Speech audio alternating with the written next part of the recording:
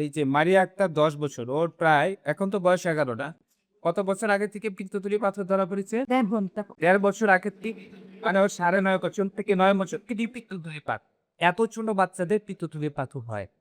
কিন্তু ইদানিং আমরা পাচ্ছি যাতে ছোট, ছোট বাচ্চাদেরও পিত্তথলি পাথর হতে পারে।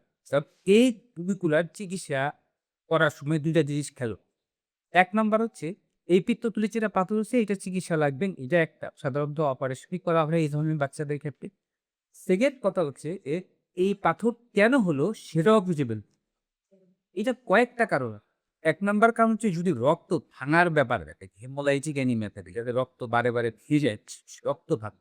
রক্ত ভাঙার কারণে ওখান থেকে যে পদার্থগুলো তৈরি হয় সেগুলো দিয়ে পিত্তথলি পাথর হয়।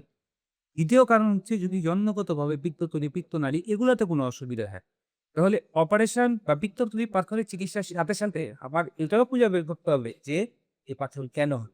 ওইটারও চিকিৎসা। ঘটনা বুঝতে পারছেন?